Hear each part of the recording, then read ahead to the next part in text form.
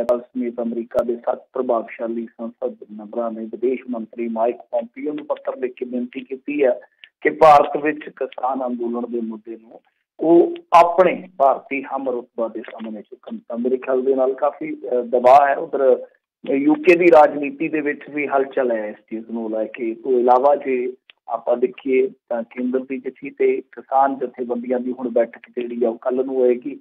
Prime minister Modi के अज संबोधन तो बाद वो फैसला लिया गया वा।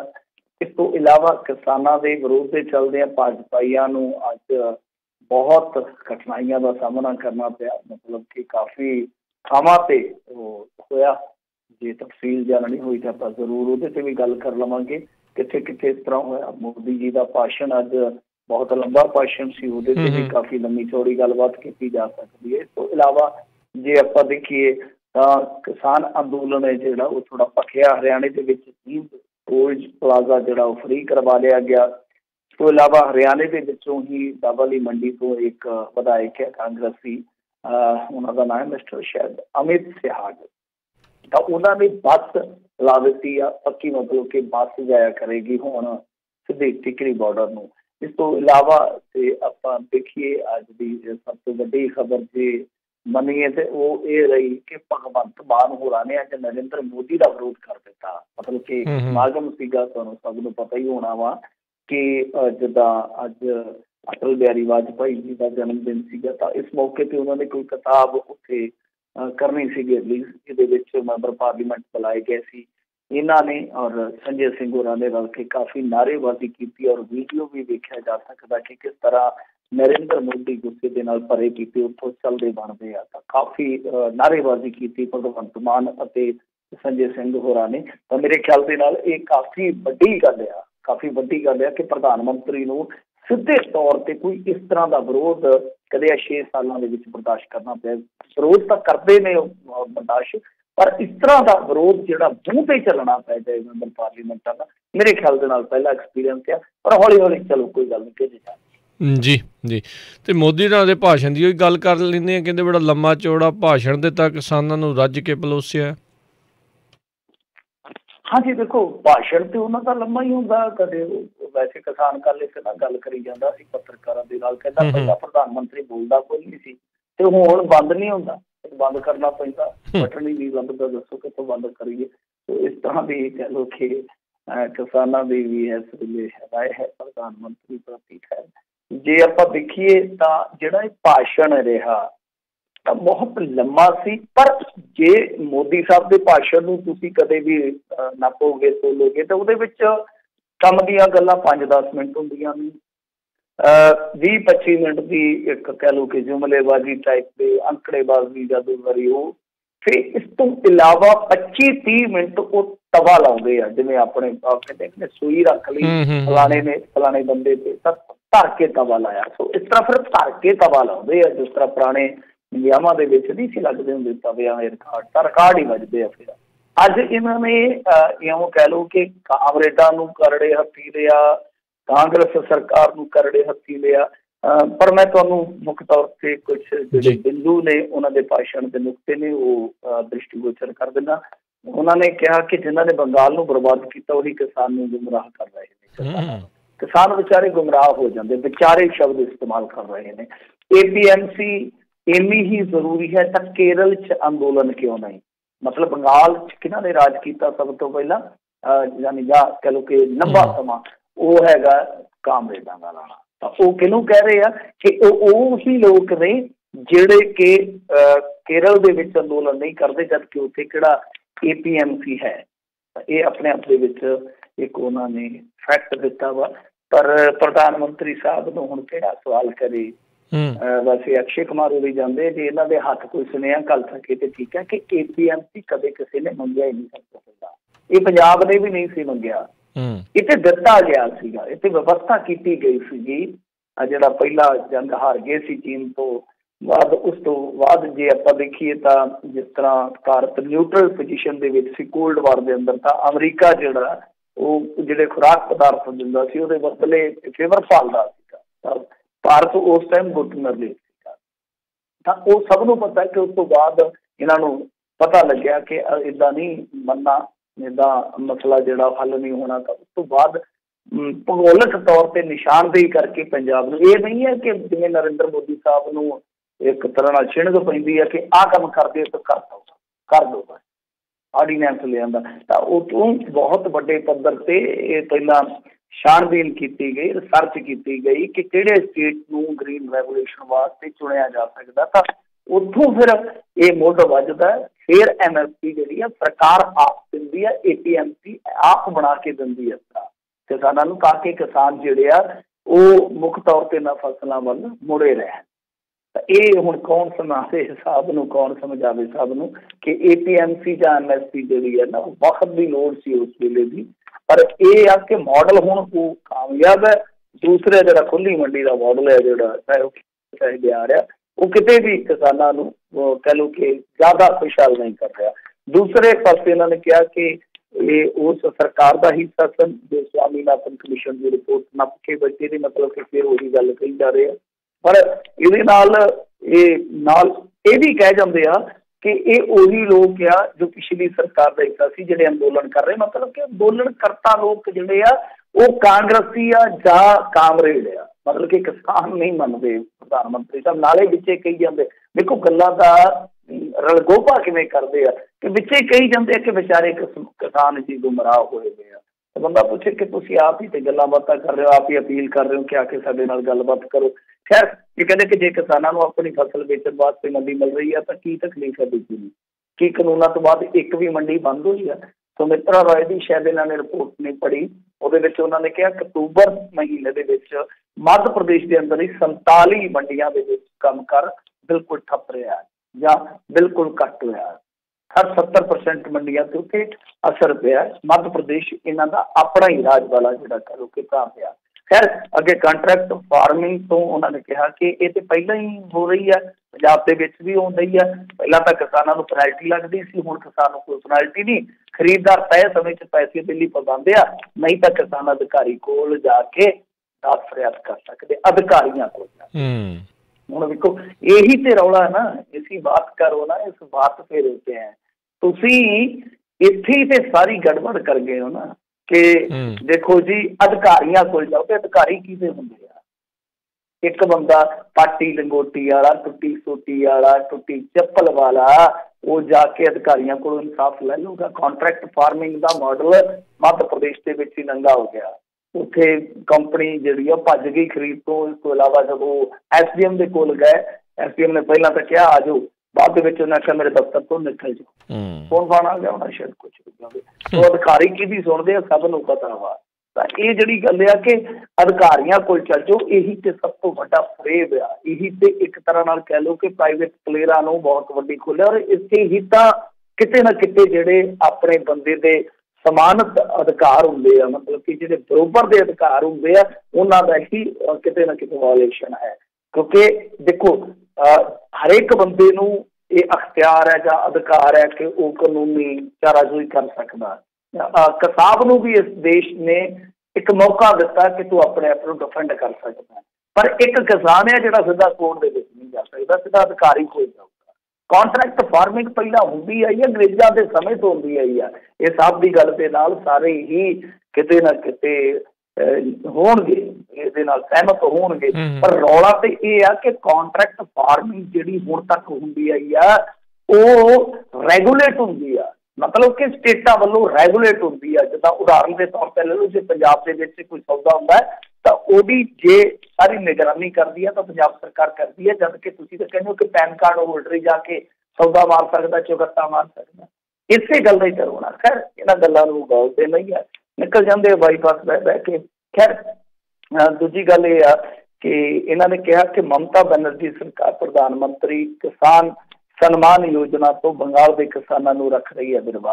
ਮਤਲਬ ਕਿ ਜਿਹੜਾ ਇਹਨਾਂ ਨੇ ਅੱਜ ਇੱਕ ਬਹੁਤ ਵੱਡਾ ਸਰਮਾਇਆ ਕਿਸਾਨਾਂ ਦੇ ਅਕਾਊਂਟ ਦੇ ਵਿੱਚ ਪਾਇਆ, ਮਸਲਨ 9 ਕਰੋੜ ਕਿਸਾਨਾਂ ਦੇ ਖਾਤੇ 'ਚ 18,000 ਕਰੋੜ ਰੁਪਈਆ, 2-2 ਹਜ਼ਾਰ ਰੁਪਈਆ ਪਾਉਂਦੇ ਆ ਪਰ ਖਾਤੇ ਦੇ ਵਿੱਚ।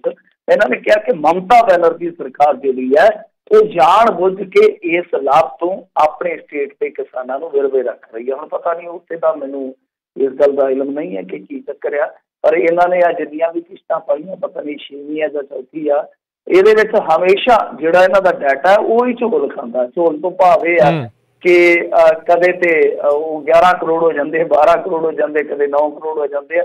ਸਮਝ ਤੋਂ ਪਰੇ ਦੀ ਗੱਲ ਹੈ ਕਿ ਕੁੱਲ ਕਿਸਾਨ ਜਿਹੜੇ ਇਸ ਦੇਸ਼ ਦੇ ਵਿੱਚ ਸਮਝੇ ਜਾਂਦੇ ਆ ਕਿ ਉਹ 40 ਕਰੋੜ ਆ, ਕੋਈ ਕਹਿੰਦਾ 50 ਕਰੋੜ ਦੇ ਕਰੀਬ ਆ, ਇਹ 9 ਕਰੋੜ ਨੂੰ ਲੈਂਦੇ ਆ ਤੇ ਉਹ ਵੀ ਆਂਕੜਾ ਘਟਦਾ ਵੱਧਦਾ ਰਹਿੰਦਾ। अब ਕਿਹੜਾ ਨਜਾਇਜ਼ ਲੈ ਜਾਂਦਾ, ਕਿਹੜਾ ਜਾਇਜ਼ ਰਹਿ ਜਾਂਦਾ, ਕੋਈ ਪਤਾ ਨਹੀਂ ਇਸ ਚੀਜ਼ ਦਾ। ਖੈਰ ਜੋ ਵੀ ਆ, ਪ੍ਰਧਾਨ ਮੰਤਰੀ ਨੇ ਇੱਕ ਗੱਲ ਦਾ ਤੁਹਾਨੂੰ ਮੈਂ ਸਿੱਧਾ ਦੱਸਾਂ ਕਿ ਸੰਕੇਤ ਦੇ ਦਿੱਤਾ ਕਿ ਇਹ ਬਿੱਲ ਬੁੱਲ ਜੇ ਤੁਸੀਂ ਕਹੋ ਕਿ ਰੱਦ ਹੋਣ ਦੀ ਛੇਤੀ ਉਮੀਦ ਰੱਖ ਕੇ ਬੈਠੇ ਹੋ ਤੇ ਚੁੱਪ ਕਰਕੇ ਬੈਠ ਜਾਓ, ਕਿਉਂਕਿ ਅੱਜ ਦਾ ਭਾਸ਼ਣ ਸਿੱਧੇ ਤੌਰ ਤੇ ਪ੍ਰਧਾਨ ਮੰਤਰੀ ਦਾ ਇੱਕ ਤਰ੍ਹਾਂ ਨਾਲ ਕਹਿ ਲਓ ਕਿ ਸੰਕੇਤ ਆ ਕਿ ਉਹ ਇਹ ਠਾਣ ਚੁੱਕੇ ਆ, ਧਾਰ ਚੁੱਕੇ ਆ ਕਿ ਇਹਨਾਂ ਬਿੱਲਾਂ ਨੂੰ ਛੇਤੀ ਰੱਦ ਨਹੀਂ ਕਰਨਗੇ। ਕਦੋਂ ਕਰਨਗੇ ਜਾਂ ਕਰਨਗੇ ਵੀ, ਇਹ ਆਪਣੇ ਆਪ ਦੇ ਵਿੱਚ ਇੱਕ ਬਹੁਤ ਔਖਾ ਸਵਾਲ ਹੈ ਇਸ ਟਾਈਮ। ਜੀ ਜੀ ਬਿਲਕੁਲ। ਭਾਜਪਾ ਦੇ ਸਮਾਗਮਾਂ ਦਾ ਪੰਜਾਬ ਭਰ ਦੇ ਵਿੱਚ ਹੋਇਆ ਪ੍ਰਦਰਸ਼ਨ।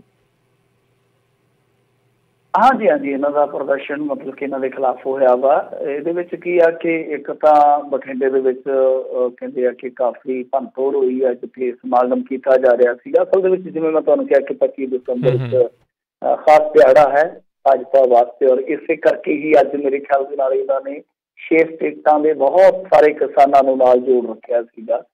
ਤਾਂ ਜਦੋਂ ਬਠਿੰਡੇ ਦੇ ਵਿੱਚ ਅੱਜ ਇਹਨਾਂ ਦਾ ਸਮਾਗਮ ਸੀ, ਭਾਜਪਾਈ ਉੱਥੇ ਇਕੱਤਰ ਹੋਏ ਸੀਗੇ, ਤਾਂ ਜਿਹੜੇ ਪ੍ਰਦਰਸ਼ਨਕਾਰੀ ਕਿਸਾਨ ਸੀ ਉੱਥੇ ਪਹੁੰਚ ਗਏ। ਪੁਲਿਸ ਦੇ ਨਾਲ ਵੀ ਦੱਸਦੇ ਆ ਕਿ ਥੋੜਾ ਬਹੁਤਾ ਹੋਇਆ ਧੱਕਾ, ਤੇ ਉਸ ਤੋਂ ਬਾਅਦ ਜਿਹੜੇ ਭਾਜਪਾ ਵਾਲੇ ਉਹ ਕਹਿੰਦੇ ਆ ਕਿ ਪੁਲਿਸ ਨੇ ਉਲਟਾ ਲਾਠੀਚਾਰਜ ਸਾਡੇ ਤੇ ਹੀ ਕਰ ਦਿੱਤਾ, ਸਾਨੂੰ ਸੱਟਾਂ ਲੱਗੀਆਂ, ਕੁਰਸੀਆਂ ਵਗੈਰਾ ਵੀ ਸਾਡੀਆਂ ਤੋੜ ਦਿੱਤੀਆਂ ਗਈਆਂ, ਜਦ ਕਿ ਕਿਸਾਨ ਕਹਿੰਦੇ ਆ ਕਿ ਐਸਾ ਕੁਛ ਨਹੀਂ ਵਾਪਰਿਆ, ਭੰਨ ਤੋੜ ਨਹੀਂ ਹੋਈ। ਹੁਣ ਪਤਾ ਨਹੀਂ ਕੌਣ ਸੱਚਾ ਕੌਣ ਝੂਠਾ ਹੈ। ਇਸੇ ਤਰ੍ਹਾਂ ਮਲੋਟ ਦੇ ਵਿੱਚ ਵੀ ਝਾਂਗ ਗੈਸਟ ਹਾਊਸ ਹੈਗਾ, ਉੱਥੇ ਘੇਰਾ ਪਾ ਲਿਆ ਕੁਛ ਕਿਸਾਨ ਆਗੂਆਂ ਨੇ।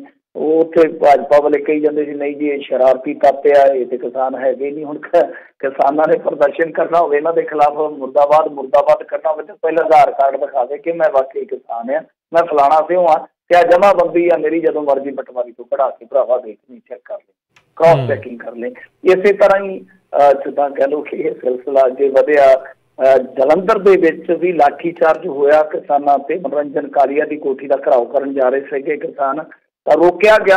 ਬਾਵਜੂਦ ਇਸ ਦੇ ਕਿ ਪੁਲਿਸ ਵੱਲੋਂ ਉੱਥੇ ਬਲ ਪ੍ਰਯੋਗ ਕੀਤਾ ਗਿਆ, ਲਾਠੀਚਾਰਜ ਕੀਤਾ ਗਿਆ, ਕਿਸਾਨ ਘਿਰਾਓ ਕਰਨ 'ਚ ਕਾਮਯਾਬ ਰਹੇ। ਇਸੇ ਤਰ੍ਹਾਂ ਕੇਂਦਰੀ ਮੰਤਰੀ ਸੋਮ ਪ੍ਰਕਾਸ਼ ਹੋਰਾਂ ਨੇ ਆਉਣਾ ਸੀ ਫਗਵਾੜੇ, ਇਹਨਾਂ ਦਾ ਵੀ ਘਿਰਾਓ ਕੀਤਾ ਜਾਣਾ ਸੀਗਾ, ਮਤਲਬ ਕਿ ਪਹੁੰਚ ਗਏ ਸੀ ਕਿਸਾਨ, ਸ਼ਾਇਦ ਇਹ ਆਏ ਨਹੀਂ ਹੈ। ਇਸ ਤੋਂ ਇਲਾਵਾ ਮਾਹਲਪੁਰ ਹੁਸ਼ਿਆਰਪੁਰ ਜ਼ਿਲ੍ਹੇ ਦੇ ਵਿੱਚ ਜਿਹੜਾ ਉੱਥੇ ਭਾਜਪਾ ਰਾਸ਼ਟਰੀ ਕੌਂਸਲ ਮੈਂਬਰ ਦੇ ਦਫ਼ਤਰ ਅੱਗੇ ਲੱਗੇ ਜਿਹੜੇ ਬੋਰਡ ਸੀ ਉਹਨਾਂ ਤੇ ਕਾਲਖ ਮਲ ਦਿੱਤੀ ਗਈ ਆ। ਸੋ ਇਹ ਭੰਨ ਤੋੜ ਜਾਂ ਕਾਲਖ ਮਲਣੀ ਹੈ ਤੇ ਮੇਰੇ ਖਿਆਲ ਦੇ ਨਾਲ ਇਸ ਪ੍ਰਦਰਸ਼ਨ ਦਾ ਇੱਕ ਦੂਸਰਾ ਹੀ ਪੱਖ ਚੱਲ ਪਿਆ। ਇਹ ਨਹੀਂ ਹੋਣਾ ਚਾਹੀਦਾ। ਆਪਣੀ ਮਰਿਆਦਾ ਦੇ ਵਿੱਚ ਰਹਿ ਕੇ ਸ਼ਾਂਤਮਈ ਢੰਗ ਦੇ ਨਾਲ ਜੋ ਫੰਡਾਮੈਂਟਲ ਰਾਈਟ ਹੈ, ਜਿਹੜਾ ਜ਼ਾਬਤੇ ਦਾ ਕਿਤੇ ਨਾ ਕਿਤੇ ਕਹੀਏ ਕਿ ਬਹੁਤ ਹੱਦ ਤੱਕ ਪਾਲਣ ਕਰਦਾ ਹੋਣਾ ਜ਼ਰੂਰੀ ਆ, ਉਹਦੇ ਵਿੱਚ ਹੀ ਇਹ ਪ੍ਰਦਰਸ਼ਨ ਹੋਣੇ ਚਾਹੀਦੇ ਆ। ਪਰ ਕੁੱਲ ਮਿਲਾ ਕੇ ਜੇ ਕਹੀਏ ਤੇ ਹੁਣ ਗੱਲ ਤੇ ਇਹ ਹੈ ਨਾ ਕਿ ਆਪੇ ਫਾਥੜੀਏ ਤੈਨੂੰ ਕੌਣ ਛਡਾਵੇ। ਭਾਜਪਾ ਦੇ ਲੀਡਰ ਜਿਹੜੇ ਆ, ਕਿਸੇ ਨੇ ਇਹ ਨਹੀਂ ਕਿਹਾ ਕਿ ਤੁਸੀਂ ਪਾਰਟੀ ਛੱਡ ਦਿਓ, ਆਪਣੀ ਪਾਰਟੀ ਰੱਖੋ, ਜੋ ਮਰਜ਼ੀ ਕਰੋ ਪੰਜਾਬ ਦੇ ਵਿੱਚ। ਪਰ ਪੰਜਾਬੀਆਂ ਨੇ ਜਿਹੜੀ ਉਮੀਦ ਆਪਣੇ ਇਹਨਾਂ ਭੈਣ ਭਰਾਵਾਂ ਤੋਂ ਲਾਈ ਸੀ ਜਿਹੜੇ ਭਾਜਪਾ ਦੇ ਵਿੱਚ ਆ ਕਿ ਘੱਟੋ ਘੱਟ ਸਾਡੇ ਲਈ ਹਾਂ ਦਾ ਨਾਰਾ ਮਾਰਨਗੇ, ਸਾਡੀ ਅਸਲ ਗੱਲ ਜਿਹੜੀ ਆ ਉਹ ਆਪਣੀ ਹਾਈ ਕਮਾਨ ਨੂੰ ਰੱਖਣਗੇ, ਮੇਰੇ ਖਿਆਲ ਦੇ ਨਾਲ ਉਹਨਾਂ ਆਸਾਂ ਉਹਨਾਂ ਉਮੀਦਾਂ ਤੇ ਖਰੇ ਨਹੀਂ ਉਤਰੇ। ਉਲਟਾ ਬੇੜੀਆਂ 'ਚ ਵੱਟੇ ਪਾਏ ਆ ਹਰਜੀਤ ਗਰੇਵਾਲ ਨੇ। ਉਹ ਪੋਲੇ ਦੇ ਮੂੰਹ ਦੇ ਨਾਲ ਕਹਿੰਦਾ ਬਿੱਲ ਨਹੀਂ ਰੱਦ ਹੋਣੇ, ਬਸ ਇਹਨਾਂ ਕਹਿ ਕੇ ਚੁੱਪ ਕਰ ਦਿੰਦਾ, ਅਗਲੇ ਤੇ ਪਾਰਟੀਆਂ ਬਣਾ ਦਿੱਤਾ। ਤਾਂ ਉਹ ਤੇ ਹੁਣ ਵੱਡੀ ਸਿਕਿਉਰਿਟੀ ਦੇ ਵਿੱਚ ਨੇ, ਤੇ ਇੱਧਰ ਹੇਠਲੇ ਪੱਧਰ ਤੇ ਜਿਹੜੇ ਛੋਟੇ ਲੀਡਰ ਆ ਉਹ ਵਿਚਾਰੇ ਏਦਾਂ ਦੇ ਪ੍ਰੋਗਰਾਮ ਵੇਖ ਕੇ, ਇੱਦਾਂ ਦੀਆਂ ਕਾਲੀਆਂ ਝੰਡੀਆਂ ਵੇਖ ਕੇ ਉਹ ਕਹਿੰਦੇ ਫਸ ਕੀ ਜਾਣ ਸਕਣ ਜੇ ਅੰਦਰ ਜੋ ਵੇਲਣ ਵਿੱਚ ਕਰਨਾ। ਜੀ ਜੀ। ਅਗਲੀ ਮਿੰਟੂ ਜੀ ਗੱਲ ਕਰੀਏ ਤਾਂ ਕਹਿੰਦੇ ਖੇਤੀ ਕਾਨੂੰਨਾਂ ਦੀ ਪੋਲ ਖੋਲ੍ਹਣ ਲਈ ਕਿਤਾਬਚੇ ਵੰਡੇ ਜਾਣਗੇ, BKU ਦੇ ਆਗੂ ਨੇ ਦੱਸਿਆ। ਹਾਂਜੀ, ਇਹਨਾਂ ਨੇ ਐਲਾਨ ਕੀਤਾ ਵਾ, ਲੱਖਾਂ ਦੀ ਤਾਦਾਦ ਦੱਸੀ ਹੈ। ਵੈਸੇ ਇਹਨਾਂ ਨੇ ਕਿਹਾ ਕਿ 10 ਲੱਖ ਹਿੰਦੀ, 10 ਲੱਖ ਪੰਜਾਬੀ ਤੇ 5 ਲੱਖ ਅੰਗਰੇਜ਼ੀ ਕਿਤਾਬਚੇ, ਮਤਲਬ ਕਿ ਲਾ ਲਓ ਕਿ ਕਰੋੜ ਦਾ ਚੌਥਾ ਹਿੱਸਾ ਹੀ ਹੋ ਗਿਆ ਮੇਰੇ ਖਿਆਲ ਦੇ ਨਾਲ। 25 ਲੱਖ ਕਿਤਾਬਚੇ ਜਿਹੜੇ ਆ ਉਹ ਵੰਡੇ ਜਾਣਗੇ। ਨਾਲ ਇਹਨਾਂ ਨੇ ਦੱਸਿਆ ਕਿ 26-27 ਦਸੰਬਰ ਨੂੰ ਦਿੱਲੀ ਮੋਰਚਿਆਂ 'ਚ ਗੁਰੂ ਗੋਬਿੰਦ ਸਿੰਘ ਦੇ ਛੋਟੇ ਸਾਹਿਬਜ਼ਾਦਿਆਂ ਤੇ ਮਾਤਾ ਗੁਜਰੀ ਜੀ ਦਾ ਸ਼ਹੀਦੀ ਦਿਹਾੜਾ ਵੀ ਮਨਾਇਆ ਜਾਏਗਾ। ਮਤਲਬ ਕਿ ਜਿਹੜੇ ਸ਼ਹਾਦਤ ਦੇ ਦਿਨ ਆ ਜਿਹੜੇ ਚੱਲ ਰਹੇ ਆ ਉਹਨਾਂ ਦੇ ਵਿੱਚ ਉਸ ਮਹਾਨ ਲਾਸਾਨੀ ਸ਼ਹਾਦਤ ਨੂੰ ਨਹੀਂ ਭੁੱਲਿਆ ਜਾਏਗਾ, ਉਹਨੂੰ ਯਾਦ ਕੀਤਾ ਜਾਏਗਾ ਚਾਹੇ ਹਾਲਾਤ ਜਿਸ ਤਰ੍ਹਾਂ ਦੇ ਮਰਜ਼ੀ ਹੋਣ। ਤਾਂ ਇਹ BKU ਦੇ ਆਗੂ ਜਿਹੜੇ ਜਗਮੋਹਨ ਸਿੰਘ ਆ ਉਹਨਾਂ ਨੇ ਸਾਰੀ ਜਾਣਕਾਰੀ ਦਿੱਤੀ ਆ। ਦੇਖੋ ਗੱਲ ਇਹ ਆ ਕਿ ਹੁਣ ਮੈਂ ਜਿਵੇਂ ਤੁਹਾਨੂੰ ਕਿਹਾ ਕਿ ਕਿਸਾਨ ਜਥੇਬੰਦੀਆਂ ਨੂੰ ਐਲਾਨ ਤੇ ਹੋ ਗਿਆ ਵਾ, ਪਤਾ ਲੱਗ ਗਿਆ ਕਿ ਇਹਨਾਂ ਦੇ ਅੰਦਰ ਕੀ ਚੱਲ ਰਿਹਾ ਹੈ, ਇਹਨਾਂ ਦੀ ਸੋਚ ਕੀ ਆ, ਕਿਉਂਕਿ ਬਹੁਤ ਵੱਡੇ ਪੱਧਰ ਤੇ ਪ੍ਰਧਾਨ ਮੰਤਰੀ ਵੱਲੋਂ ਖੁਦ ਪ੍ਰਚਾਰ ਕਰਨਾ। ਪਿਊਸ਼ ਗੋਇਲ ਨੇ ਜਿੱਦਾਂ ਅੱਜ ਬਿਆਨ ਦੇ ਦਿੱਤਾ, ਖੱਟਰ ਨੇ ਇੱਥੋਂ ਤੱਕ ਕਹਿ ਦਿੱਤਾ ਕਿ ਇਹ ਤਮਾਸ਼ਾ ਜਿਹੜਾ ਉਹ ਹੋਣਾ ਹੀ ਨਹੀਂ ਸੀ ਚਾਹੀਦਾ, ਇਹ ਇੱਥੋਂ ਤੱਕ ਚੱਲਣਾ ਹੀ ਨਹੀਂ ਸੀ ਚਾਹੀਦਾ। ਮਤਲਬ ਕਿ ਕਿਸਾਨ ਪ੍ਰਦਰਸ਼ਨ ਨੂੰ ਤਮਾਸ਼ਾ ਦੱਸ ਰਹੇ ਨੇ।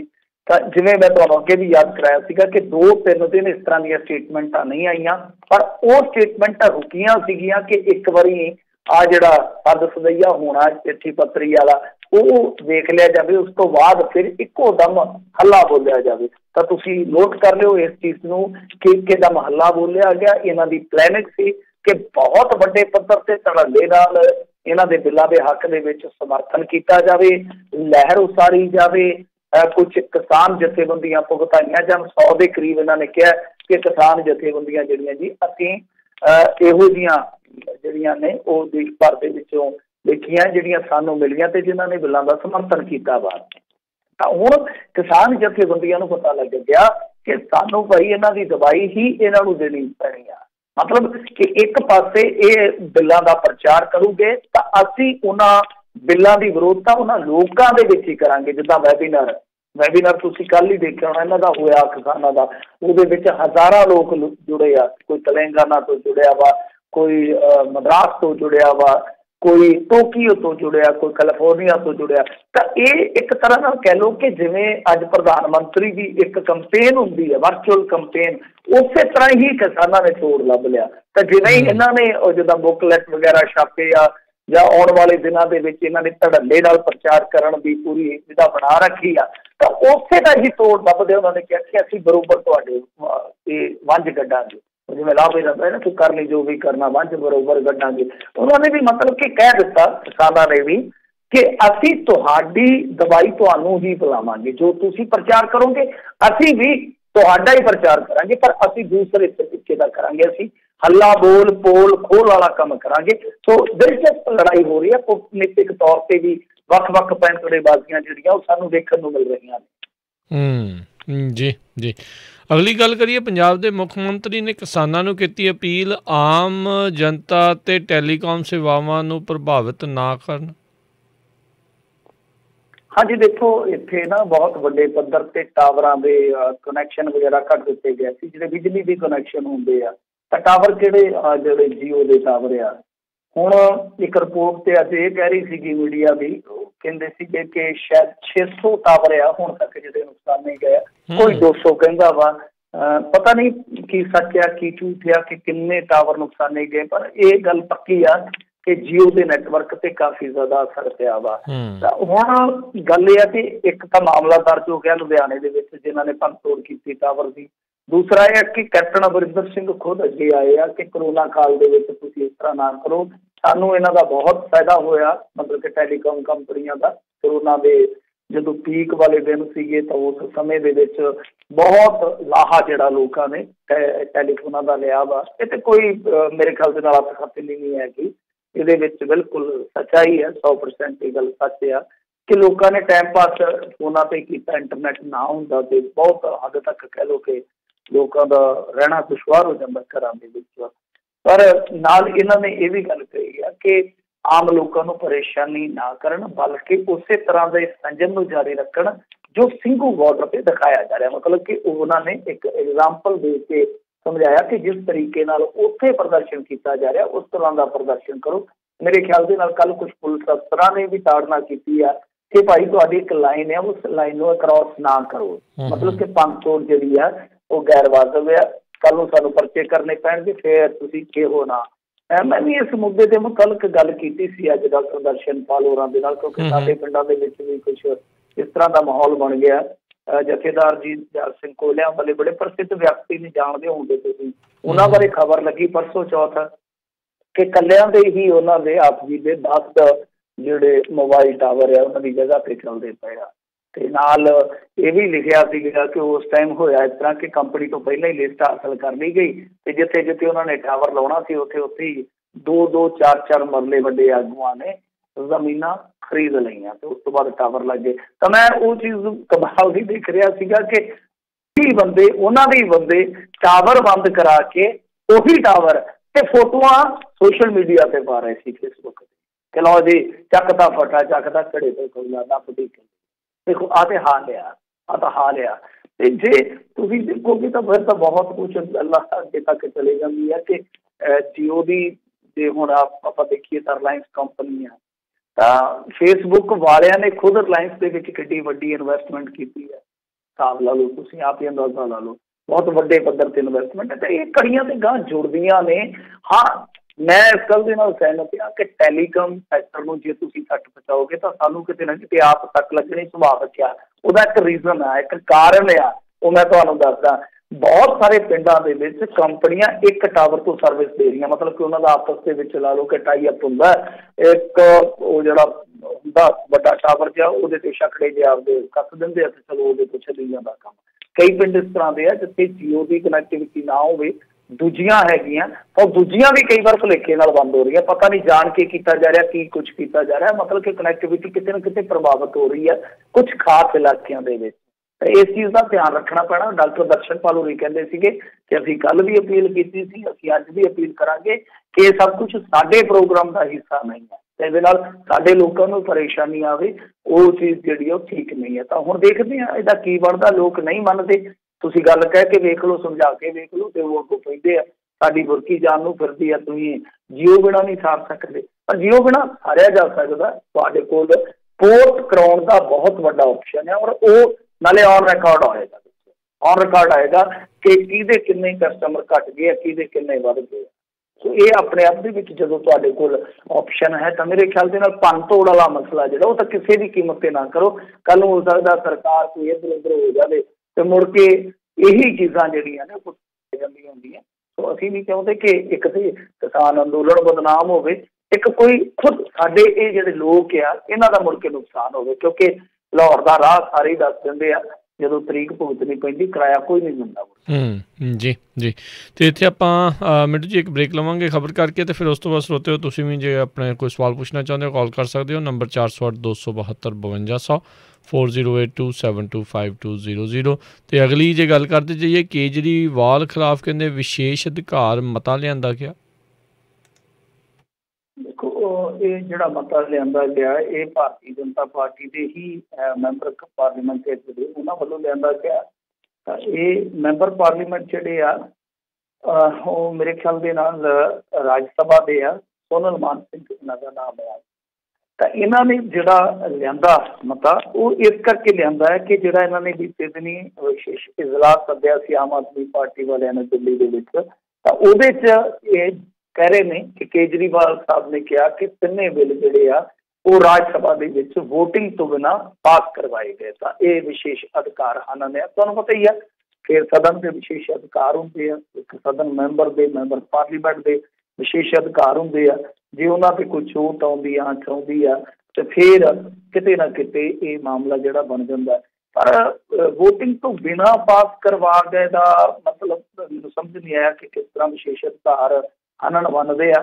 ਪਰੰਤੂ ਇਹ ਤੇ ਸਾਫ਼ ਹੈ ਨਾ ਕਿ ਵੋਟਿੰਗ ਜਿਹੜੀ ਆ ਉਹ ਸਹੀ ਤਰੀਕੇ ਦੇ ਨਾਲ ਨਹੀਂ ਹੋਈ। ਜੇ ਵੋਟਿੰਗ ਹੀ ਸਹੀ ਤਰੀਕੇ ਨਾਲ ਹੋਈ ਹੁੰਦੀ ਤੇ ਫਿਰ ਤੇ ਕੋਈ ਗੱਲਬਾਤ ਹੀ ਨਹੀਂ ਸੀਗੀ। ਕਿਉਂਕਿ ਜਦੋਂ ਆਪਾਂ ਕਹਿੰਦੇ ਹਾਂ ਕਿ ਡਿਵੀਜ਼ਨ ਕੋਈ ਇੱਕ ਬੰਦਾ ਵੀ ਮੰਗ ਲਵੇ ਉੱਥੇ ਮੈਂਬਰ ਪਾਰਲੀਮੈਂਟ ਤਾਂ ਡਿਵੀਜ਼ਨ ਕਰਵਾਈ ਜਾਂਦੀ ਆ। ਤਾਂ ਉੱਥੇ ਤਾਂ ਫਿਰ ਵਾਹਵਾ ਡਿਵੀਜ਼ਨ ਮੰਗ ਰਹੇ ਸੀ ਕਿ ਤੁਸੀਂ ਡਿਵੀਜ਼ਨ ਕਿਉਂ ਨਹੀਂ ਕਰਵਾਈ, ਸਭ ਤੋਂ ਵੱਡਾ ਸਵਾਲ ਹੈ। ਤਾਂ ਇਹ ਸ਼ਾਇਦ ਇੱਕ ਭੁਲੇਖਾ ਹੈ। ਬਿਲਕੁਲ ਇਹ ਬਿੱਲ ਜਿਹੜੇ ਉਹ ਰਾਜ ਸਭਾ ਦੇ ਵਿੱਚ ਪਾਸ ਜ਼ਰੂਰ ਹੋਏ ਆ, ਵੋਟਿੰਗ ਵੀ ਹੋਈ ਆ। ਵੋਟਿੰਗ ਹੋਈ ਆ ਸਿਰਫ ਤੇ ਸਿਰਫ ਆਵਾਜ਼ ਦੇ ਨਾਲ, ਮਤਲਬ ਕਿ ਇੱਕ ਡਿਵੀਜ਼ਨ ਹੁੰਦੀ ਤਾਂ ਉਹਦੇ 'ਚ ਪਤਾ ਲੱਗਣਾ ਸੀਗਾ ਕਿ ਕਿਹੜਾ ਬੰਦਾ ਕਿਸਾਨ ਦੇ ਹੱਕ 'ਚ ਬੈਠਾ ਉੱਥੇ ਮੈਂਬਰ ਪਾਰਲੀਮੈਂਟ, ਕਿਹੜਾ ਵਿਰੋਧ ਦੇ ਵਿੱਚ ਬੈਠਾ। ਤਾਂ ਉਸੇ ਚੀਜ਼ ਨੂੰ ਲੈ ਕੇ ਸ਼ਾਇਦ ਅਰਵਿੰਦ ਕੇਜਰੀਵਾਲ ਇਹ ਮੰਨ ਕੇ ਚੱਲ ਰਹੇ ਨੇ ਕਿ ਅਸਲ ਦੇ ਵਿੱਚ ਉਹ ਜਿਹੜੀ ਵੋਟਿੰਗ ਹੋਈ ਆ ਉਹ ਇੱਕ ਤਰ੍ਹਾਂ ਨਾਲ ਕਹਿ ਲਓ ਕਿ ਵੋਟਿੰਗ ਹੈ ਹੀ ਨਹੀਂ ਸੀ। ਤਾਂ ਇਹ ਮੰਨ ਰਹੇ ਆ ਕਿ ਸਾਡੀ ਵੋਟਿੰਗ ਹੋਈ ਆ ਪ੍ਰੋਪਰ, ਔਰ ਜੇ ਇਸ ਤਰ੍ਹਾਂ ਦੀ ਕੋਈ ਬਦਨਾਮੀ ਕਰ ਰਿਹਾ ਤਾਂ ਉਹ ਸਿੱਧੇ ਤੌਰ ਤੇ ਜੋ ਸਦਨ ਦੇ ਵਿਸ਼ੇਸ਼ ਅਧਿਕਾਰ ਆ ਉਹਨਾਂ ਦਾ ਹਨਨ ਆ। ਜੀ ਜੀ ਜੀ। ਤੇ ਇੱਥੇ ਆਪਾਂ ਇੱਕ ਬ੍ਰੇਕ ਲੈਂਦੇ ਹਾਂ। ਬ੍ਰੇਕ ਤੋਂ ਬਾਅਦ ਸਰੋਤਿਓ ਅਸੀਂ ਮੁੜ ਫਿਰ ਵਾਪਸ ਹਾਜ਼ਰ ਹੁੰਦੇ ਹਾਂ ਤੇ ਖਬਰਾਂ ਦਾ ਸਿਲਸਿਲਾ ਤੇ ਤੁਹਾਡੀਆਂ ਕਾਲਸ ਆਪਾਂ ਲਵਾਂਗੇ। ਕਾਲ ਕਰਨ ਦੇ ਲਈ ਨੰਬਰ ਰਹੇਗਾ 408 272 5200। ਮਿਲਦੇ ਹਾਂ ਬ੍ਰੇਕ ਤੋਂ ਬਾਅਦ 'ਚ।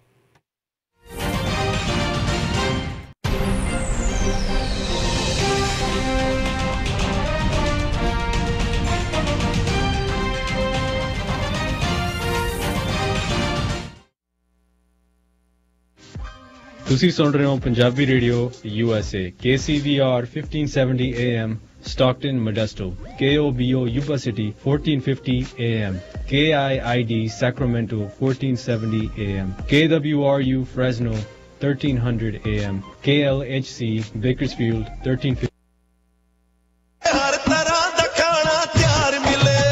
इंडियन मार्केट फ्रेज़नो जितों खरीद सकते हो हर एक तरह की ग्रोसरी ਅਤੇ ਤਾਜ਼ੀਆਂ ਸਬਜ਼ੀਆਂ। ਇਸ ਦੇ ਨਾਲ ਹੀ ਤੁਸੀਂ ਖਾ ਸਕਦੇ ਹੋ ਵੈਜ ਅਤੇ ਨਾਨ ਵੈਜ ਖਾਣਾ। ਟਰੱਕ ਪਾਰਕਿੰਗ ਦਾ ਖਾਸ ਪ੍ਰਬੰਧ ਹੈ। ਇੱਥੋਂ ਤੁਸੀਂ ਖਾ ਸਕਦੇ ਹੋ ਸਮੋਸੇ, ਟਿੱਕੀ, ਭਟੂਰੇ, ਪਨੀਰ ਪਕੌੜਾ, ਫਿਸ਼ ਪਕੌੜਾ, ਮਸਾਲਾ ਡੋਸਾ ਵੀ ਖਾ ਸਕਦੇ। ਟਰੱਕਾਂ ਵਾਲੇ ਵੀਰਾਂ ਵਾਸਤੇ ਘਰ ਵਰਗੀ ਰੋਟੀ ਤਿਆਰ ਕੀਤੀ ਜਾਂਦੀ ਹੈ ਅਤੇ ਤੁਸੀਂ ਇੱਥੋਂ ਖੁੱਲਾ ਕੱਪੜਾ ਲੈ ਕੇ ਸਿਲਵਾ ਵੀ ਸਕਦੇ ਹੋ ਅਤੇ ਕੁੜਤਾ ਪਜਾਮਾ ਵੀ ਸਿਲਵਾ ਸਕਦੇ ਹੋ। ਤਿਉਹਾਰਾਂ ਦੇ ਮੌਕੇ ਤੇ ਇੰਡੀਅਨ ਮਾਰਕੀਟ ਫਰੈਜ਼ਨੋ ਦੇ ਵਿੱਚ ਲੱਗ ਚੁੱਕੀ ਆ ਭਾਰੀ ਸੇਲ। ਦਾਲਾਂ ਅਤੇ ਖੁੱਲੇ ਕੱਪੜੇ ਤੇ ਲੈ ਸਕਦੇ ਹੋ ਭਾਰੀ ਡਿਸਕਾਊਂਟ। ਅੱਜ ਹੀ ਪਹੁੰਚੋ ਇੰਡੀਅਨ ਮਾਰਕੀਟ ਫਰੈਜ਼ਨੋ। ਵਧੇਰੇ ਜਾਣਕਾਰੀ ਲਈ ਗੱਲ ਕਰ ਸਕਦੇ ਹੋ 5598402940 559 840 2940। Indian market Fresno 2811 west Clinton avenue Fresno, Clinton ਅਤੇ ਮਾਰਕਸ ਦੇ ਕਾਰਨਰ ਤੇ AMPM ਪਲਾਜ਼ਾ ਦੇ ਵਿੱਚ। ਵਧੇਰੇ ਜਾਣਕਾਰੀ ਲਈ ਗੱਲ ਕਰ ਸਕਦੇ ਹੋ 5598402940 559 840 2940। Indian market ਫਰੈਜ਼ਨੋ। ਫਰੈਜ਼ਨੋ ਇਲਾਕੇ ਦੇ ਵਿੱਚ ਲੰਮੇ ਸਮੇਂ ਤੋਂ ਤੁਹਾਡੀ ਸੇਵਾ ਦੇ ਵਿੱਚ ਪਾਲਿਕਾ ਬਾਜ਼ਾਰ ਫਰੈਜ਼ਨੋ। ਇੱਥੋਂ ਤੁਸੀਂ ਹਰ ਤਰ੍ਹਾਂ ਦੀ ਗਰੋਸਰੀ, ਤਾਜ਼ਾ ਸਬਜ਼ੀਆਂ ਲੈ ਸਕਦੇ ਹੋ। ਆਪਣੀਆਂ ਤਾਜ਼ਾ ਮਠਿਆਈਆਂ ਦੇ ਲਈ ਪੂਰੇ ਫਰੈਜ਼ਨੋ ਤੇ ਕੈਲੀਫੋਰਨੀਆ ਦੇ ਵਿੱਚ ਜਾਣੇ ਜਾਂਦੇ ਹਨ। ਪਾਲਿਕਾ ਬਾਜ਼ਾਰ ਫਰੈਜ਼ਨੋ। ਇਹਨਾਂ ਦੇ ਸਟੋਰ ਦੇ ਵਿੱਚ ਰੈਸਟੋਰੈਂਟ ਵੀ ਹੈ ਜਿੱਥੋਂ ਤੁਸੀਂ ਹਰ ਤਰ੍ਹਾਂ ਦਾ ਖਾਣਾ ਲੈ ਸਕਦੇ ਹੋ। ਬੈਠ ਕੇ ਖਾਓ ਜਾਂ ਟੂ ਗੋ ਲੈ ਕੇ ਜਾਓ। ਟਰੱਕ ਡਰਾਈਵਰ ਵੀਰਾਂ ਦੇ ਲਈ ਵਿਸ਼ੇਸ਼ ਰੋਟੀ ਦਾ ਪ੍ਰਬੰਧ ਹੈ। ਪਹੁੰਚਣ ਤੋਂ ਪਹਿਲਾਂ ਆਰਡਰ ਕਰ ਸਕਦੇ ਹੋ। ਫੂਡ ਆਰਡਰ ਕਰਨ ਦੇ ਲਈ ਹੋਰ जानकारी ਲਈ ਕਾਲ ਪਾਲਿਕਾ ਬਾਜ਼ਾਰ 559 237 3333 5592373333। ਹਾਈਵੇ 99 ਦੇ ਕਲਿੰਟਨ ਵਾਲੇ ਐਗਜ਼ਿਟ ਤੇ ਮਾਰਕਸ ਅਤੇ ਕਲਿੰਟਨ ਦੇ ਕਾਰਨਰ ਤੇ 2438 ਨਾਰਥ ਮਾਰਕਸ ਐਵੀਨਿਊ ਫਰੈਜ਼ਨੋ। ਪਾਲਿਕਾ ਬਾਜ਼ਾਰ। ਤੁਸੀਂ ਸੁਣ ਰਹੇ ਹੋ ਪੰਜਾਬੀ ਰੇਡੀਓ USA। ਆਪਣੇ ਬਿਜ਼ਨਸ ਦੀ ਐਡ ਲਈ ਕਾਲ 4087227698। हैरी अपनी वेडिंग वीडियो ते एल्बम टॉप दी होनी चाहिए है। ले फिर कर देने बुक रेड कैमरे वाले केबी बराड़ नू जेडे jib cranes, drone, 4K ultra high definition cameras वरतदे ने। हाँ जी, बड़े जायज रेट ते वेडिंग लई बड़े अफोर्डेबल पैकेजेस ने उन्हां दे। 6 हफ्ते च वीडियो डिलीवर करदे ने ते ऑनलाइन फोटोज 1 वीक च सेम डे एडिट। जो माहिर ने म्यूजिक वीडियो वर्गियां प्री वेडिंग्स ते वेडिंग वीडियोस बनाउण विच। Beautiful albums, photography, birthday party, anniversary party book करन लई कॉल केबी बराड़ 559681 2828। ਇਸ ਸਾਲ ਓਬਾਮਾ ਕੇਅਰ ਦੀਆਂ ਰੀਨਿਊਅਲਸ ਅਤੇ ਨਵੀਆਂ ਐਪਲੀਕੇਸ਼ਨਸ ਦਾ ਸਮਾਂ ਆ ਚੁੱਕਾ ਹੈ। ਅੱਜ ਹੀ ਆਪਣੀ ਓਬਾਮਾ ਕੇਅਰ ਕਵਰਡ ਕੈਲੀਫੋਰਨੀਆ ਨੂੰ ਰੀਨਿਊ ਕਰਾਉਣ ਦੇ ਲਈ ਨਵੀਂ ਐਪਲੀਕੇਸ਼ਨ ਭਰਨ ਦੇ ਲਈ ਕਾਲ ਕਰੋ Khalsa insurance agency 4082722500। Covered California ਦੇ ਸ਼ੁਰੂਆਤ ਤੋਂ ਲੈ ਕੇ ਹੁਣ ਤੱਕ ਹਜ਼ਾਰਾਂ ਹੀ ਕਸਟਮਰਸ ਦੀ ਮਦਦ ਕਰ ਚੁੱਕੇ ਹਨ। ਕਾਲ ਖਾਲਸਾ ਇੰਸ਼ੋਰੈਂਸ ਏਜੰਸੀ 4082722500।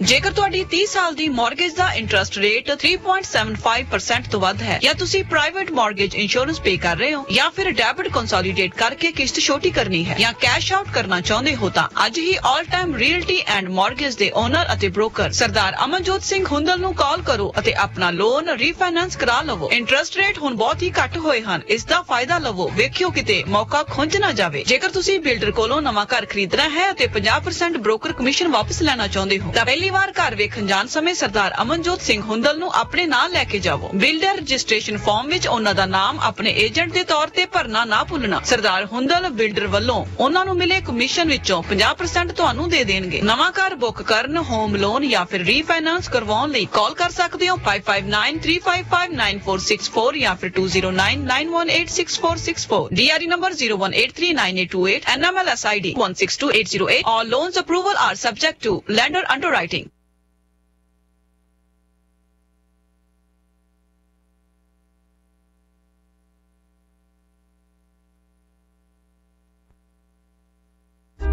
ਤੁਸੀਂ ਸੁਣ ਰਹੇ ਹੋ Punjabi radio USA KOBO Yuba city 1450 AM KIID Sacramento 1470 AM KWRU Fresno 1300 AM KLHC Bakersfield 1350 AM KCVR Stockton Modesto 1570 AM Punjabi radio USA ਸੁਣ ਰਹੇ ਸਾਰੇ ਸਰੋਤਿਆਂ ਨੂੰ ਜੀ ਆਇਆਂ ਨੂੰ ਸਵਾਗਤ ਹੈ ਇੱਕ ਵਾਰੀ ਫਿਰ। ਸਤਿ ਸ਼੍ਰੀ ਅਕਾਲ ਮਿੰਟੂ ਜੀ, ਜੀ ਆਇਆਂ ਨੂੰ ਜੀ।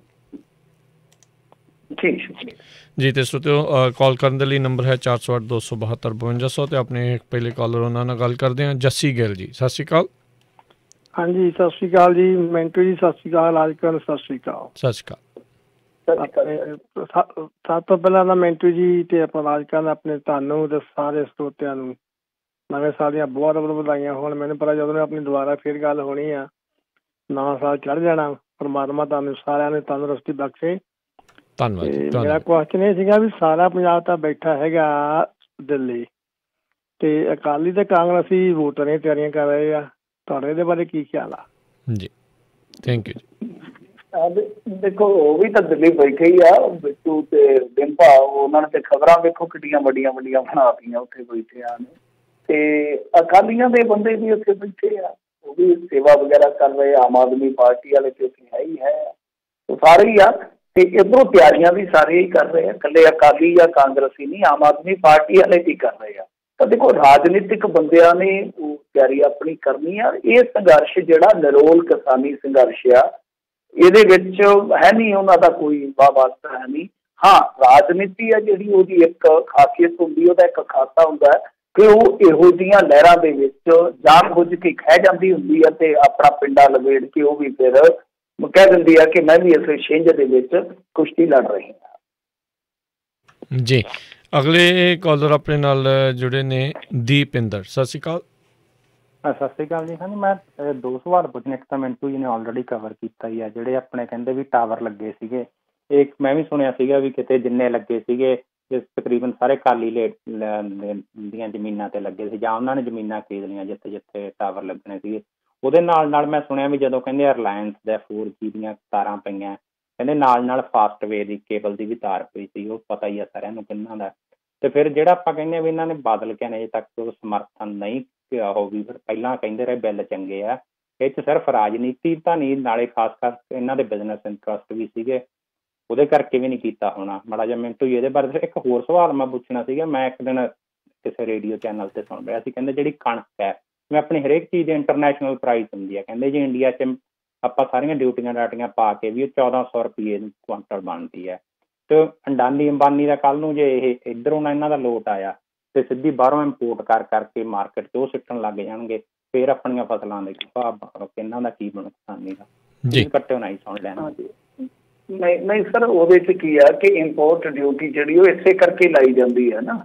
ਇੰਪੋਰਟ ਡਿਊਟੀ ਦਾ ਮਤਲਬ ਕਿ US ਦਾ ਜਿਹੜਾ ਟ੍ਰੇਡ ਵਾਰ ਸੀ ਉਹ ਕੀ ਸੀਗਾ? ਪ੍ਰੋਟੈਕਸ਼ਨਿਜ਼ਮ ਸੀਗਾ ਨਾ। ਉਹ ਵੀ ਤੁਸੀਂ ਸਮਝ ਗਏ ਕਿ ਆਪਣੇ ਵਪਾਰੀਆਂ ਨੂੰ ਬਚਾਉਣ ਵਾਸਤੇ ਡੋਨਾਲਡ ਟਰੰਪ ਜੀ ਕਹਿ ਰਹੇ ਸੀਗੇ ਕਿ ਅਸੀਂ ਮਤਲਬ ਕਿ ਲਾਵਾਂਗੇ, ਸੈਂਕਸ਼ਨ ਲਾਵਾਂਗੇ ਚਾਈਨਾ ਤੇ, ਅਸੀਂ ਡਿਊਟੀ ਵਧਾਵਾਂਗੇ। ਤਾਂ ਉਹ ਕੀ ਹੈ ਕਿ ਪ੍ਰੋਟੈਕਸ਼ਨਿਜ਼ਮ ਹੈ। ਤਾਂ ਇੰਡੀਆ ਦੇ ਵਿੱਚ ਵੀ ਪ੍ਰੋਟੈਕਸ਼ਨਿਜ਼ਮ ਹੈ, ਸ਼ਾਇਦ ਤੁਹਾਨੂੰ ਨਹੀਂ ਪਤਾ ਹੋਣਾ, ਮੈਂ ਤੁਹਾਨੂੰ ਦੱਸ ਦਿੰਦਾ ਕਿ ਇਸੇ ਹੀ ਮਾਨਯੋਗ ਪ੍ਰਧਾਨ ਸੇਵਕ ਨਰਿੰਦਰ ਮੋਦੀ ਜੀ ਦੀ ਸਰਕਾਰ ਨੇ ਇੰਪੋਰਟ ਡਿਊਟੀ ਕਣਕ ਤੇ ਘਟਾ ਦਿੱਤੀ ਸੀਗੀ, ਠੀਕ ਹੈ। ਤਾਂ ਉਹਦਾ ਬਹੁਤ ਜ਼ਿਆਦਾ ਵਿਰੋਧ ਹੋਇਆ ਸੀ, ਮੁਖਾਲਫਤ ਹੋਈ ਸੀਗੀ, ਤੇ ਉਸ ਤੋਂ ਬਾਅਦ ਫਿਰ ਇਹਨਾਂ ਨੂੰ ਇੰਪੋਰਟ ਡਿਊਟੀ ਚੱਕਣੀ ਪਈ ਸੀਗੀ। ਨੰਬਰ 1 ਮਤਲਬ ਇਹ ਆ ਕਿ ਹਾਲ ਦੀ ਘੜੀ ਉਹ ਇੰਪੋਰਟ ਡਿਊਟੀ ਹੈਗੀ ਆ, ਜਿਹਦੇ ਕਰਕੇ ਉਹ ਕਣਕ ਜਿਹੜੀ ਇੱਥੇ ਕਹਿ ਲਈਏ ਕਿ ਪ੍ਰੋਟੈਕਸ਼ਨਿਜ਼ਮ ਜਿਹੜਾ ਉਹ ਇਸੇ ਤਰ੍ਹਾਂ ਹੀ ਅੱਗੇ ਵਧਾਇਆ ਜਾਂਦਾ ਵੱਖ-ਵੱਖ ਦੇਸ਼ਾਂ ਵੱਲੋਂ, ਚਾਹੇ US ਆ ਚਾਹੇ ਉਹ ਇੰਡੀਆ ਵਾ। ਦੂਜੀ ਗੱਲ ਜਿਹੜੀ ਤੁਸੀਂ ਕਹੀ ਤਾਂ ਉਹਦੇ ਵਿੱਚ ਬਿਲਕੁਲ ਤੁਸੀਂ ਸਹੀ ਕਿਹਾ, ਤੇ ਇਹ ਆ ਕਿ ਜਿਹੜੇ ਇਸ ਤਰ੍ਹਾਂ ਦੇ ਲੋਕ ਹੁੰਦੇ ਆ ਜਿਨ੍ਹਾਂ ਦਾ ਤੁਸੀਂ ਜ਼ਿਕਰ ਕੀਤਾ, ਇਹੀ ਤੇ ਕਾਰਪੋਰੇਟ ਦੇ ਅੱਗੇ ਟੂਲ ਹੁੰਦੇ ਆ, ਇਹੀ ਤੇ ਟੂਲ ਹੁੰਦੇ ਆ। ਮੈਂ ਡੇ 1 ਤੋਂ ਇਹ ਗੱਲ ਕਹਿਣਾ ਵਾ ਕਿ ਜੇ ਇਹ ਸਾਰਾ ਕੁਝ ਹੋ ਗਿਆ ਤਾਂ ਤੁਸੀਂ ਦੇਖਿਓ ਇਹੀ ਲੋਕ ਜਿਹੜੇ ਅੱਜ ਕਹਿੰਦੇ ਆ ਕਿ ਅਸੀਂ ਕਿਸਾਨ ਪ੍ਰਸਤ ਹਾਂ, ਅਸੀਂ ਕਿਸਾਨ ਤੋਂ ਬਿਨਾਂ ਜੀ ਨਹੀਂ ਸਕਦੇ, ਤਾਂ ਇਹੀ ਲੋਕ ਸੌਦੇਬਾਜ਼ ਹੋਣਗੇ, ਇਹ ਲੋਕ ਬਹੁਤ ਵੱਡੇ ਦਲਾਲ ਹੋਣਗੇ, ਇਹੀ ਲੋਕ ਫਰਮਾਂ ਚਲਾ ਰਹੇ ਹੋਣਗੇ, ਉਹਨਾਂ ਦੀਆਂ ਫਰਮਾਂ ਬਰਦਾਰ ਵੀ ਬਣੇ ਹੋਣਗੇ ਤੇ ਫਰਮਾਂ ਦੇ ਹਿੱਸੇਦਾਰ ਵੀ ਬਣੇ ਹੋਣਗੇ। ਜੀ ਬਿਲਕੁਲ। ਅਗਲੇ ਕਾਲਰ ਆਪਣੇ ਨਾਲ ਜੁੜੇ ਨੇ ਬੂਟਾ ਸਿੰਘ। ਸਤਿ ਸ਼੍ਰੀ ਅਕਾਲ। ਹਾਂਜੀ, ਸਰਦਾਰ ਰਾਜਕਰਮਵੀਰ ਜੀ ਤੇ ਸਰਦਾਰ ਮਿੰਟੂ ਗੁਰਸਰੀਆ ਜੀ ਦੇ ਪੰਜਾਬੀ ਰੇਡੀਓ ਦੇ ਸਾਰੇ ਸੁਣਨ ਵਾਲੇ ਸਰੋਤਿਆਂ ਨੂੰ ਵਾਹਿਗੁਰੂ ਜੀ ਕਾ ਖਾਲਸਾ, ਵਾਹਿਗੁਰੂ ਜੀ ਕੀ ਫਤਿਹ ਜੀ। ਵਾਹਿਗੁਰੂ ਜੀ ਕਾ ਖਾਲਸਾ, ਵਾਹਿਗੁਰੂ ਜੀ ਕੀ ਫਤਿਹ। ਅੱਛਾ ਜੀ, ਗੱਲ ਆ ਵੀ ਪਹਿਲੀ ਗੱਲ ਤਾਂ ਇਹ ਜਿਹੜੀ ਗੂੰਗੀ ਬੋਲੀ ਸਰਕਾਰ ਹੈ ਤੇ ਅੱਖਾਂ 'ਚ ਇਹਨਾਂ ਦੇ ਨੀਲਾ ਤੋਤਾ ਪਾਇਆ ਤੇ ਉਹਦੀ ਰਿਕਾਰਡਿੰਗ ਕਢਾ ਲੈਣ ਜਿਹੜੀ ਸੰਸਦ ਦੇ ਵਿੱਚ ਵੋਟਿੰਗ ਕਹਿੰਦੇ ਆ, ਉੱਥੇ ਸ਼ਰੇਆਮ ਤਾਂ ਰੌਲਾ ਪਈ ਜਾਂਦਾ ਵੀ ਕੋਈ ਵੋਟਿੰਗ ਨਹੀਂ, ਕੁਛ ਨਹੀਂ, ਕਿੰਨੇ ਉੱਠ ਕੇ ਕਹੀ ਜਾਂਦੇ ਵੀ ਨਹੀਂ ਭਾਈ, ਉਹਨਾਂ ਨੂੰ ਇਹ ਤਾਂ ਨਹੀਂ ਲੈਣਾ। ਤੇ ਦੂਜਾ ਨੰਬਰ ਇਹ ਜਿਹੜਾ ਇਹਦੇ ਕਣਕ ਜੇ ਨਾ ਲੈਣਗੇ, ਬਾਹਰੋਂ ਲੈਣਗੇ ਤੇ ਬਾਹਰੋਂ ਕਿਹੜਾ ਉਹਨਾਂ ਨੂੰ ਸਸਤੀ ਪਈ, ਤੇ ਕਿਸਾਨਾਂ ਦਾ ਇੱਕ ਆ ਤੇ ਪੋਰਟ ਘੇਰ ਲੈਣਗੇ, ਪੋਰਟਾਂ ਤੋਂ ਨਹੀਂ ਜਾਣ ਦਿੰਦੇ, ਉੱਥੇ ਨਾਲ ਕਿਹੜਾ ਸਸਤੀ ਪਊਗੀ। ਇਹ ਤੇ ਦੱਸੋ ਜੀ, ਇੰਨਾ ਹੀ ਹੈ ਸਵਾਲ ਜੀ। ਥੈਂਕ ਯੂ ਜੀ। ਹਾਂਜੀ, ਨਹੀਂ ਉਹ ਮੇਰੇ ਖਿਆਲ ਦੇ ਨਾਲ ਹਾਲ ਦੀ ਘੜੀ ਸੰਭਵ ਨਹੀਂ ਹੈ। ਸਾਰਾ ਤਬਾਦਨ ਗਵਾਚ ਜਾਏਗਾ ਜੇ ਇਸ ਤਰ੍ਹਾਂ ਹੋ ਜਾਏਗਾ ਨਾ, ਤਾਂ ਤਬਾਦਨ ਗਵਾਚ ਜਾਏਗਾ, ਏਦਾਂ ਨਹੀਂ ਹੋਏਗਾ। ਤੇ ਦੂਜੀ ਗੱਲ ਇਹ ਆ ਕਿ ਇਸ ਵੇਲੇ ਜਿਹੜੀ ਤੁਸੀਂ ਆਖ ਰਹੇ ਸੀਗੇ, ਭੁੱਲ ਗਿਆ ਜਿਹੜੀ ਇਹਨਾਂ ਨੇ ਗੱਲ ਦੂਜੀ ਕਹੀ ਆ, ਪਰ ਇਸ ਵੇਲੇ ਜਿਹੜੀ ਕਿਸਾਨ ਨੂੰ ਆਪਾਂ ਜੇ ਕਹੀਏ ਸਰਕਾਰ ਵੱਲੋਂ ਜੇ ਇਹ ਸਭ ਕੁਛ ਮਿਲ ਰਿਹਾ ਸਬਸਿਡੀ ਵਗੈਰਾ, ਤਾਂ ਬਹੁਤ ਥੋੜੀ ਆ। ਪ੍ਰੋਟੈਕਸ਼ਨਿਜ਼ਮ ਵੀ ਜਿਹੜਾ ਉਹਦਾ ਬਹੁਤ ਘੱਟ ਆ। ਪਿੱਛੇ ਜੇ ਜਦੋਂ ਡੋਨਲਡ ਟਰੰਪ ਨੇ ਆਉਣਾ ਸੀ, ਸ਼ਾਇਦ ਤੁਹਾਨੂੰ ਪਤਾ ਹੋਵੇ, ਤਾਂ ਉਦੋਂ ਇੱਕ ਸਮਝੌਤਾ ਕਰਨ ਲਈ ਇੰਡੀਆ ਤੇ ਦਬਾਅ ਪਾਇਆ ਗਿਆ ਸੀਗਾ ਕਿ ਉਹ ਸਮਝੌਤਾ ਤੁਸੀਂ ਕਰ ਲਓ ਜਿਹਦੇ ਤਹਿਤ ਮਤਲਬ ਕਿ US ਦੇ ਜਿਹੜੇ ਡੇਅਰੀ ਉਤਪਾਦ ਆ ਜਾਂ ਇਹ ਸਭ ਕੁਛ ਹੈ ਜਿਹੜਾ ਖੁੱਲ ਜਾਊਗਾ। ਉਹ ਤਾਂ ਰਗੜਿਆ ਜਾਣਾ ਸੀਗਾ ਇੰਡੀਆ ਨੂੰ ਉੱਥੇ ਵੀ, ਤਾਂ ਉੱਥੇ ਵੀ ਇੱਕ ਦਬਾਅ ਬਣਿਆ ਸੀਗਾ। ਇਹਨਾਂ ਦੇ ਆਪਣੇ ਅੰਦਰੋਂ ਵੀ ਤੁਹਾਨੂੰ ਪਤਾ ਥਿੰਕ ਟੈਂਕ ਜਿਹੜਾ ਹੈ ਉਹ ਦਬਾਅ ਬਣਾ ਕੇ ਰੱਖਦਾ, ਕਿਹਾ ਗਿਆ ਕਿ ਨਹੀਂ ਬਿਲਕੁਲ ਹੀ ਬਰਬਾਦ ਹੋ ਜੂ ਅਰਥ ਵਿਵਸਥਾ, ਜਿਵੇਂ ਵਲਮਾਰਟ ਨੇ ਤੁਹਾਡੇ ਇੱਥੇ ਕੀਤਾ ਹੋਇਆ ਹੋਇਆ। ਡੇਅਰੀ ਨੂੰ ਕਿਸ ਤਰ੍ਹਾਂ ਰਗੜ ਦਿੱਤਾ ਸੀ ਵਲਮਾਰਟ ਨੇ, ਉਹ ਤੁਹਾਡੇ ਸਾਹਮਣੇ ਐਗਜ਼ਾਮਪਲ ਆ। ਤਾਂ ਇਹ ਇਸ ਤਰ੍ਹਾਂ ਨਹੀਂ ਹੈ ਕਿ ਯਕਦਮ ਇਹ ਸਭ ਕੁਛ ਹਟਾ ਦੇਣਗੇ, ਇਸ ਤਰ੍ਹਾਂ ਨਹੀਂ ਹੈ, ਕਿਉਂਕਿ ਕਣਕ ਹੀ ਹੈ ਇਕੱਲੀ, ਬਾਕੀ ਚੀਜ਼ਾਂ ਜਿਹੜੀਆਂ ਉਹ ਕਿੱਥੋਂ ਤੁਸੀਂ ਇੰਪੋਰਟ ਕਰਕੇ ਸਾਰਾ ਕੁਛ ਕਰ ਲੋਗੇ। ਇਹੀ ਗੱਲ ਹੈ ਕਿ ਰੌਲਾ ਹੀ ਇਸੇ ਚੀਜ਼ ਦਾ ਹੈ ਕਿ ਤੁਸੀਂ ਇੰਪੋਰਟ ਤੇ ਜ਼ਿਆਦਾ ਨਿਰਭਰ ਹੋ ਰਹੇ ਹੋ, ਤਾਂ ਇਹੀ ਤੁਸੀਂ ਐਕਸਪੋਰਟ ਦੇ ਕਾਬਿਲ ਬਣੋ। ਜੇ ਉਹਨਾਂ ਦੀ ਕਣਕ ਜਾਂ ਕਹਿ ਲਓ ਕਿ ਜਿੱਥੇ ਮਤਲਬ ਕਿ ਉਹ ਸਸਤੀ ਪੈਂਦੀ ਹੈ, ਤੁਸੀਂ ਅੱਜ ਕਹਿ ਰਹੇ ਹੋ ਕਿ ਇੰਡੀਆ 'ਚ ਸਸਤੀ ਆ ਜਾਊਗੀ, ਤਾਂ ਤੁਹਾਨੂੰ ਵੀ ਡਿਮਾਂਡ ਐਂਡ ਸਪਲਾਈ ਵਾਲੇ ਫੰਡੇ ਨੂੰ ਸਮਝ ਕੇ ਇਹ ਚੀਜ਼ ਜਿਹੜੀ ਵੇਖਣੀ ਪਵੇਗੀ ਕਿ ਤੁਹਾਡਾ ਬਾਜ਼ਾਰ, ਹੁਣ ਤੁਸੀਂ ਦਾਲਾਂ ਬਾਹਰੋਂ ਮੰਗਾਈਆਂ, ਨਰਿੰਦਰ ਮੋਦੀ ਦੀ ਸਰਕਾਰ ਦੀ ਗੱਲ ਕਰ ਰਿਹਾ, ਤੇ ਤੁਸੀਂ ਦਾਲਾਂ ਬਾਹਰੋਂ ਮੰਗਾ ਰਹੇ ਹੋ, ਜਦ ਕਿ ਤੁਹਾਡੇ ਕੋਲ ਤੇ ਰਕਬਾ ਦਾਲਾਂ ਵਾਲਾ ਵੱਧ ਪਿਆ। ਆਪ ਇੱਥੇ ਜਿਹੜੀ ਕਿਸਾਨ ਦੀ ਦਾਲ ਆ ਉਹ ਰੋਲਦੀ ਫਿਰਦੀ ਸੀਗੀ ਉਸ ਦੌਰ ਦੇ ਵਿੱਚ। ਇਹਨਾਂ ਨੇ ਪਤਾ ਨਹੀਂ ਮੋਜ਼ਾਂਬਿਕ ਕੋਈ ਦੇਸ਼ ਤੁਸੀਂ ਕਰ ਲਿਓ ਸਰ, ਅਫਰੀਕਾ ਦਾ ਮੋਜ਼ਾਂਬਿਕ ਜੀ, ਹਾਂਜੀ ਕੁਛ ਇਸ ਤਰ੍ਹਾਂ ਦਾ, ਉਹਦੇ ਨਾਲ ਵੀ ਕੀਤੀ ਡੀਲ ਇਹਨਾਂ ਨੇ। ਤਾਂ ਇਹ ਸਾਰਾ ਕੁਛ ਹੈ ਜਿਹੜਾ ਪਲੈਨਿੰਗ ਦੀ ਜ਼ਰੂਰਤ ਹੈ, ਖੇਤੀ ਨੂੰ ਬਚਾਉਣ ਦੀ ਜ਼ਰੂਰਤ ਹੈ। ਮੇਰਾ ਇਹ ਮੰਨਣਾ ਵਾ ਕਿ ਦੇਖੋ ਜੇ ਇਸ ਖੇਤੀ ਦੇ ਵਿੱਚ ਇਨਵੈਸਟਮੈਂਟ ਨਹੀਂ ਆਉਂਦੀ ਤਾਂ ਉਹ ਵੀ ਇੱਕ ਖੜੋਤ ਦਾ ਕਾਰਨ ਆ, ਉਹ ਵੀ ਠੀਕ ਨਹੀਂ ਹੈ। ਪਰ ਇਨਵੈਸਟਮੈਂਟ ਜਿਹੜੀ ਆ ਪ੍ਰਾਈਵੇਟ ਪਲੇਅਰ ਦੇ ਨਾਲੋਂ ਜੇ ਸਰਕਾਰੀ ਸੈਕਟਰ 'ਚ ਆਵੇ ਤਾਂ ਬਹੁਤ ਠੀਕ ਆ, ਬਹੁਤ ਹੱਦ ਤੱਕ ਠੀਕ ਆ। ਹਾਂ, ਪ੍ਰਾਈਵੇਟ ਪਲੇਅਰ ਦੀ ਤੁਹਾਨੂੰ ਪਤਾ ਅੱਜ ਕੱਲ੍ਹ ਬਹੁਤ ਮਹੱਤਤਾ ਇਨਵੈਸਟਮੈਂਟ ਉਹਦੀ ਬਹੁਤ ਜ਼ਰੂਰੀ ਆ, ਪਰ ਉਹਦੇ ਤੇ ਜਿਹੜੀ ਉਹ ਹੈਗੀ ਆ ਨਾ, ਇੱਕ ਆਪਾਂ ਕਹਿੰਦੇ ਨੇ ਹਾਥੀ ਦੇ ਸਿਰ ਤੇ ਨਹੀਂ ਕੁੰਡਾ ਤੇ ਹਾਥੀ ਫਿਰਦਾ ਲੋਂਡਾ, ਉਹਦੇ ਸਿਰ ਤੇ ਕੁੰਡੀ ਰੱਖਣੀ ਬਹੁਤ ਜ਼ਰੂਰੀ ਹੈ ਪ੍ਰਾਈਵੇਟ ਪਲੇਅਰ। ਜੀ ਜੀ, ਪਹਿਲੀ ਗੱਲ ਉਹ ਆਉਂਦੇ ਸੀਗੇ ਵੀ ਰਿਕਾਰਡਿੰਗ ਚੈੱਕ ਕਰਕੇ ਦੇਖ ਲੈਣ ਕਿਹੜਾ ਝੂਠ ਬੋਲਦੇ ਸੀਗੇ ਵੀ ਕਿੱਦਾਂ ਰਾਜ ਸਭਾ ਵਾਲੇ, ਉਹ ਨਹੀਂ ਰਿਕਾਰਡਿੰਗ ਉਹ ਤੇ ਭਾਜੀ ਤੁਸੀਂ ਵੀ ਵੇਖੀ, ਸਾਰਿਆਂ ਨੇ ਵੇਖੀ ਆ। ਡਿਵੀਜ਼ਨ ਇਹ ਆ ਕਿ ਲਾਅ ਕੀ ਕਹਿੰਦਾ, ਰੂਲ ਕੀ ਕਹਿੰਦਾ, ਉਹ ਦੇਖਣਾ ਪੈਂਦਾ, ਨਿਯਮ ਕੀ ਕਹਿੰਦੇ ਨੇ। ਤਾਂ ਉੱਥੇ ਕੀ ਆ ਕਿ ਇੱਕ ਵੀ ਮੈਂਬਰ ਪਾਰਲੀਮੈਂਟ ਡਿਵੀਜ਼ਨ ਤੋਂ ਕੀ ਭਾਵ ਹੁੰਦਾ ਕਿ ਜਿਹੜੇ ਸਮਰਥਨ ਦੇ ਵਿੱਚ ਇੱਕ ਪਾਸੇ ਬਹਿ ਜਾਓ, ਜਿਹੜੇ ਵਿਰੋਧ ਦੇ ਵਿੱਚ ਇੱਕ ਪਾਸੇ ਬਹਿ ਜਾਓ। ਤਾਂ ਜਦੋਂ ਡਿਵੀਜ਼ਨ ਦੇ ਵਿੱਚ ਉੱਥੇ ਬੈਠਣਗੇ ਤਾਂ ਤੁਹਾਨੂੰ ਪਤਾ ਲੱਗ ਜਾਊ ਤੁਹਾਡਾ ਮੈਂਬਰ ਪਾਰਲੀਮੈਂਟ ਕਿੱਥੇ ਬੈਠਾ। ਬਿਲਕੁਲ, ਇਸੇ ਕਰਕੇ ਨਹੀਂ ਤਾਂ ਇਹਨਾਂ ਦੇ ਬੰਦਿਆਂ ਨੇ ਭੱਜ ਜਾਣਾ ਸੀਗਾ। ਉਹਨਾਂ ਨੂੰ ਪਤਾ ਸੀ ਜੁੱਤੀਆਂ ਮਾਰਨਗੇ ਲੋਕ ਸਾਨੂੰ, ਕਿਉਂਕਿ ਕਿਸਾਨ ਤਾਂ ਹਰੇਕ ਚੋਣ ਹਲਕੇ ਦੇ ਵਿੱਚ ਹੈ ਨਾ, ਤਾਂ ਕਿਸਾਨ ਦੀ ਵੋਟ ਤਾਂ ਹਰੇਕ ਮੈਂਬਰ ਪਾਰਲੀਮੈਂਟ ਲੈਂਦਾ। ਹਰੇਕ ਕਿਸਾਨ ਦਿੱਲੀ ਨਹੀਂ ਆ ਸਕਦਾ, ਪਰ ਜਦੋਂ ਉੱਥੇ ਜਾਊਗਾ ਉਹ ਹਰੇਕ ਕਿਸਾਨ ਘੇਰ ਜ਼ਰੂਰ ਸਕਦਾ ਨਾ। ਜੀ ਜੀ, ਅਗਲੇ ਜਿਹੜੇ ਕਾਲਰ ਆ ਉਹਨਾਂ ਦੇ ਨਾਲ ਆਪਾਂ ਗੱਲ ਕਰੀਏ। ਜੁੜੇ ਨੇ ਜੀ ਜਸਵਿੰਦਰ ਜੀ, ਸਤਿ ਸ਼੍ਰੀ ਅਕਾਲ। ਹਾਂਜੀ, ਸਤਿ ਸ਼੍ਰੀ ਅਕਾਲ ਜੀ। ਸਤਿ ਸ਼੍ਰੀ ਅਕਾਲ।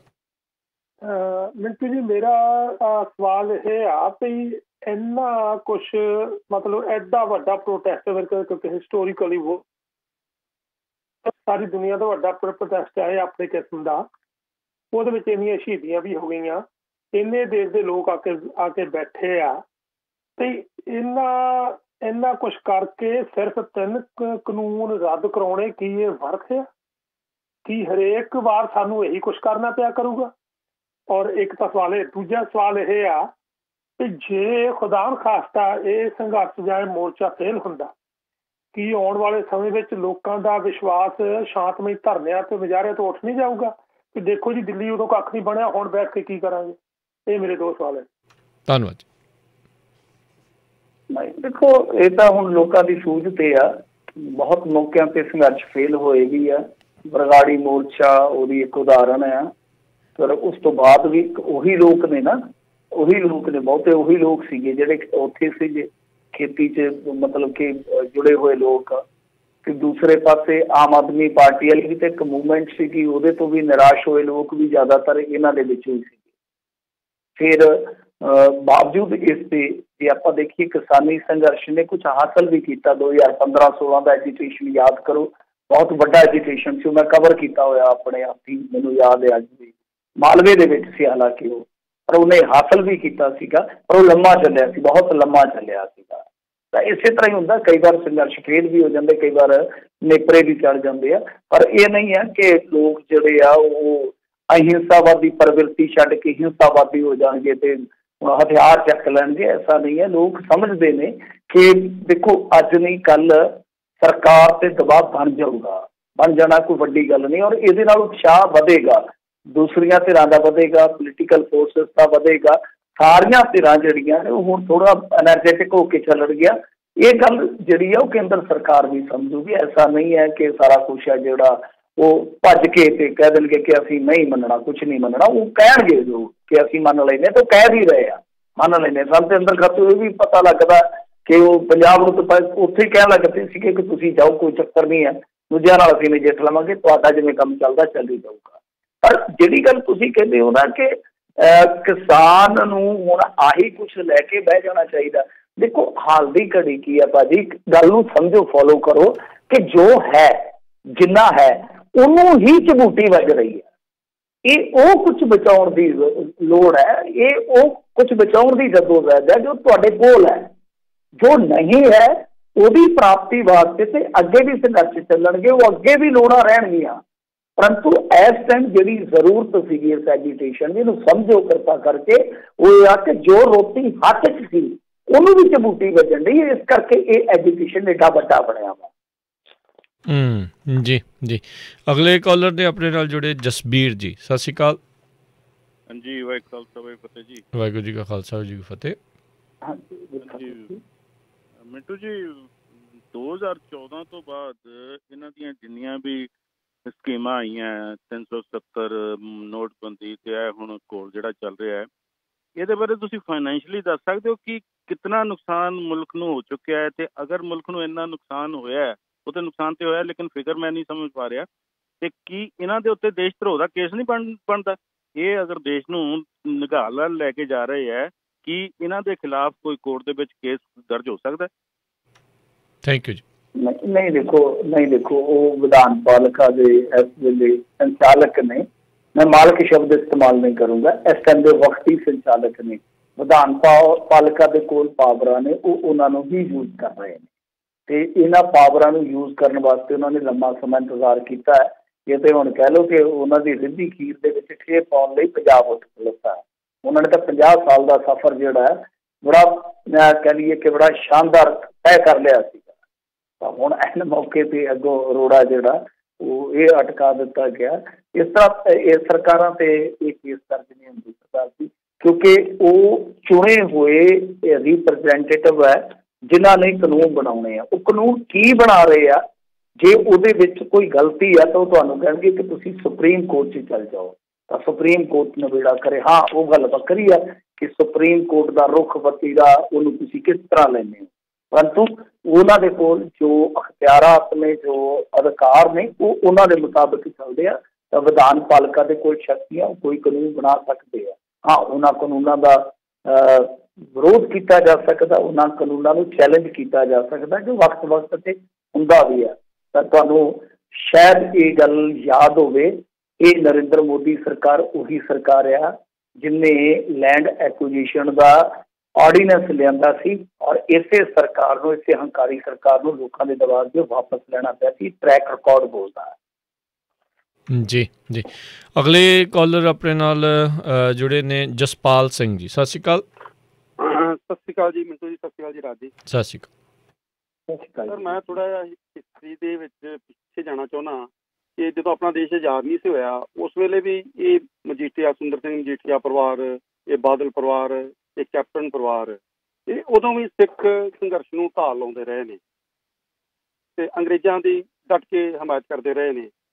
ਅੱਜ ਵੀ ਹਾਲਾਤ ਉੱਥੇ ਹੀ ਖੜੇ ਨੇ। ਇਹੋ ਪਰਿਵਾਰ ਅੱਜ ਇਹ ਸੈਂਟਰ ਦੇ ਵਿੱਚ ਬੀਜੇਪੀ ਗੌਰਮੈਂਟ ਦੀ ਹਮਾਇਤ ਕਰਦੇ ਪਏ ਨੇ ਤੇ ਅੱਜ ਵੀ ਉਸ ਸਾਰੇ ਸੰਘਰਸ਼ ਨੂੰ ਢਾਲ ਲਾ ਰਹੇ ਨੇ।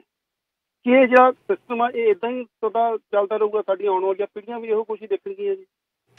ਥੈਂਕ ਯੂ ਜੀ। ਪਤਾ ਨਹੀਂ ਜੀ, ਪਰ ਅਸੀਂ ਤਾਂ ਵੇਖ ਰਹੇ ਹਾਂ ਔਰ ਤਗੜੇ ਲੋਕ ਹੀ ਪਿੱਠੂ ਜ਼ਿਆਦਾ ਵੱਡੇ ਹੁੰਦੇ ਆ ਸਰਕਾਰਾਂ ਦੇ। ਪਿੱਛੇ ਵੀ ਚੱਲ ਜਾਓ, ਹਿਸਟਰੀ ਦੇਖ ਲਓ ਕਿ ਕਿਹੜੇ ਲੋਕ ਸਨ ਜਿਨ੍ਹਾਂ ਨੇ ਮੁੜ ਕੇ ਰਾਜਵੜਸ਼ਾਹੀਆਂ ਭੋਗੀਆਂ, ਕਿਹਨਾਂ ਦੇ ਵੱਡ ਵਡੇਰੇ ਜਿਹੜੇ ਉਹ ਅੰਗਰੇਜ਼ਾਂ ਨਾਲ ਮਿਲ ਕੇ ਚੱਲਦੇ ਸੀਗੇ। 1857 ਵੇਖ ਲਓ, ਉਸ ਤੋਂ ਵੀ ਪਿੱਛੇ ਚੱਲ ਜਾਓ। ਸੋ ਇਹ ਤਾਂ ਨਿਕਲੇਗਾ, ਹਿਸਟਰੀ ਨੂੰ ਜਿੰਨਾ ਫੋਲੋਗੇ। ਹਿਸਟਰੀ ਬੜੀ ਬਰੂਟਲ ਹੁੰਦੀ ਆ, ਇਹ ਕਿਸੇ ਨੂੰ ਵੀ ਨਹੀਂ ਬਖਸ਼ਦੀ।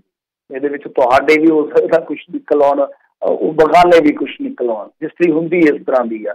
ਤਾਂ ਹਿਸਟਰੀ ਨੂੰ ਨਾ ਆਪਾਂ ਛੂਹਦੇ ਹੋਏ ਇੱਥੇ ਤੱਕ ਹੀ ਮਹਿਦੂਦ ਰਹੀਏ ਤਾਂ ਇਹ ਲੋਕ ਜਿਹੜੇ ਆ ਇਹਨਾਂ ਦੇ ਕਾਰੋਬਾਰੀ ਸਰਕਾਰਾਂ ਦੇ ਨਾਲ ਚੱਲਦੇ ਆ, ਸਰਕਾਰਾਂ ਦੇ ਨਾਲ ਹੀ ਫੁੱਲਦੇ ਆ। ਤਾਂ ਕੋਈ ਵੀ ਆ, ਤੁਸੀਂ ਦੇਖ ਲਓ ਹੁਣ ਜਿਹੜਾ ਜ਼ਿਕਰ ਕੀਤਾ ਰਿਲਾਇੰਸ ਦਾ, ਤਾਂ ਰਿਲਾਇੰਸ ਦੇ ਪੈਟਰੋਲ ਪੰਪ ਜਿਨ੍ਹਾਂ ਨੂੰ ਅਲਾਟ ਹੋਏ ਉਹਨਾਂ ਦੇ ਵਿੱਚ ਇਕੱਲੇ ਅਕਾਲੀ ਨਹੀਂ ਹੈ। ਅਕਾਲੀਆਂ ਤਾਂ ਇਸ ਵੇਲੇ ਕਹਿ ਲਓ ਕਿ ਜਿੱਦਾਂ ਕਹਿ ਲਓ ਮੰਦਾ ਭਾਗ ਇਹ ਆ ਕਿ ਉਹਨਾਂ ਤੇ ਤਵਾ ਜ਼ਿਆਦਾ ਲੱਗਦਾ, ਤਾਂ ਉਸ ਫਹਿਰਿਸਤ ਦੇ ਵਿੱਚ ਕਾਂਗਰਸੀ ਵੀ ਆ। ਔਰ ਕਮਾਲ ਦੀ ਗੱਲ ਆ ਕਿ ਜਦ ਰਿਲਾਇੰਸ ਪੈਟਰੋਲ ਪੰਪ ਬੰਦ ਹੋ ਗਏ, ਇੱਕ ਮੰਤਰੀ ਦਾ ਰਿਲਾਇੰਸ ਪੈਟਰੋਲ ਪੰਪ ਖੁੱਲ੍ਹਾ ਸੀ ਜਿਹਦੀਆਂ 2 ਦਿਨ ਤੱਕ ਵੀਡੀਓ ਜਿਹੜੀਆਂ ਵਾਇਰਲ ਹੁੰਦੀਆਂ ਰਹੀਆਂ। ਉਸ ਤੋਂ ਬਾਅਦ ਪਤਾ ਨਹੀਂ ਉੱਥੇ ਕੋਈ ਬੈਠਾ ਜਾਂ ਨਹੀਂ ਬੈਠਾ ਜਾ ਕੇ।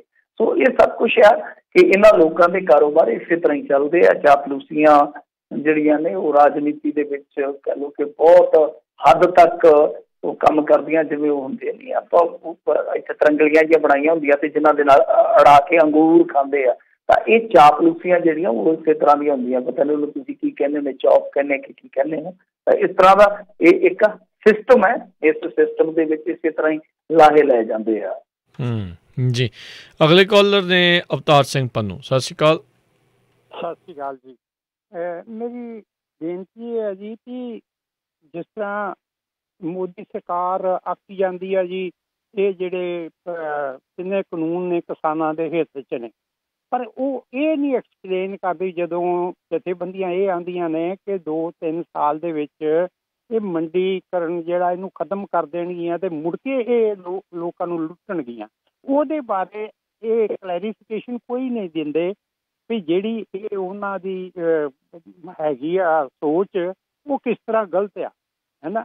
ਉਹ ਸੋ ਮੈਂ ਤੁਹਾਡੇ ਕੋਲ ਪੁੱਛਣਾ ਚਾਹੁੰਦਾ ਵਾਂ ਵੀ ਇਹ ਜਿਹੜੇ ਇੰਨਾ ਹੀ ਕਹੀ ਜਾਂਦੇ ਕਾਨੂੰਨ ਹਿੱਤ 'ਚ ਕਾਨੂੰਨ ਹਿੱਤ 'ਚ, ਉਹਨਾਂ ਦੀ ਕਲੈਰੀਫਿਕੇਸ਼ਨ ਨਹੀਂ ਦਿੰਦੇ ਕਿ ਕਿਵੇਂ ਇਹ ਹਿੱਤ 'ਚ ਹੈ। ਸਤਿ ਸ਼੍ਰੀ ਅਕਾਲ ਜੀ। Thank you. ਨਹੀਂ ਦੇਖੋ ਇਹ ਇਸ ਗੱਲ ਨੂੰ ਥੋੜੀ ਛੋਣਗੇ, ਇਸ ਗੱਲ ਨੂੰ। ਇਹ ਤਾਂ ਧੁੜਕੂ ਕਿਸਾਨਾਂ ਦਾ ਹੈ ਨਾ ਕਿ ਅੱਜ ਨਹੀਂ, ਜਦੋਂ ਤੁਸੀਂ ਮੰਡੀ ਦੇ ਬਰੋਬਰ ਪੈਰਲਲੀ ਮੰਡੀ ਚਲਾ ਦੋਗੇ ਤਾਂ ਜਿਹੜੀ ਸਰਕਾਰੀ ਮੰਡੀ ਆ ਉਹਦੇ ਤੇ ਤੁਸੀਂ ਹੱਥ ਨਹੀਂ ਰੱਖੋਗੇ, ਉਹਦੇ ਤੇ ਹੱਥ ਚੱਕ ਦਿਓਗੇ ਤੁਸੀਂ।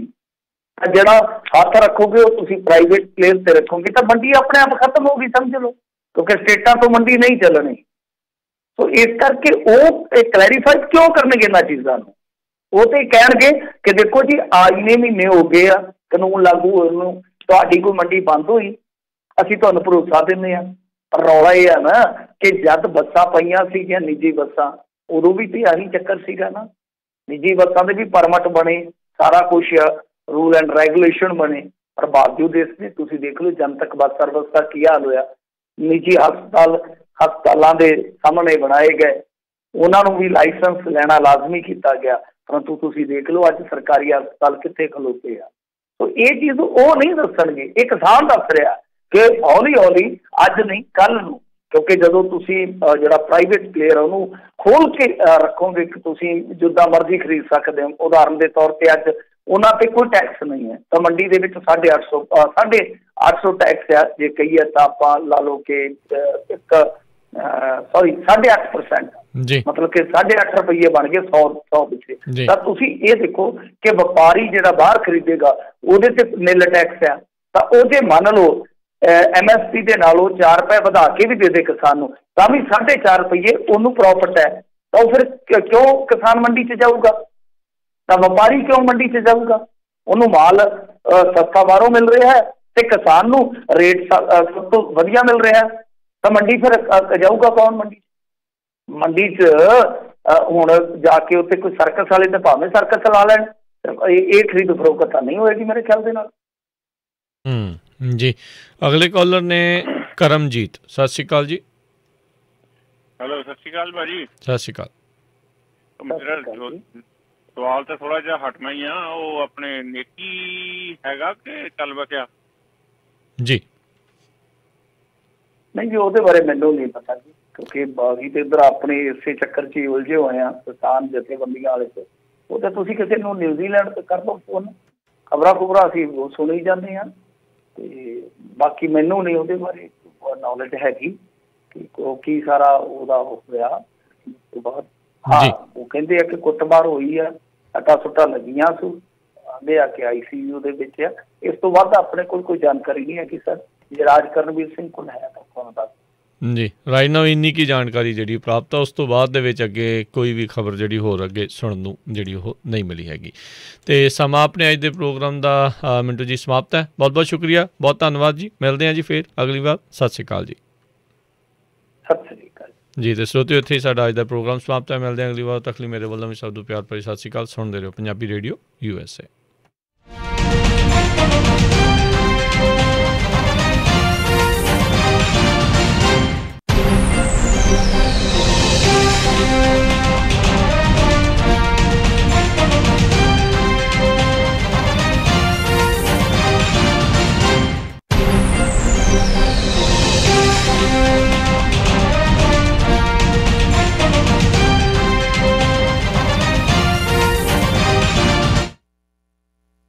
ਤੁਸੀਂ ਸੁਣ ਰਹੇ ਹੋ Punjabi radio USA KWRU Fresno 1300 AM KLHC Bakersfield 1350 AM KOB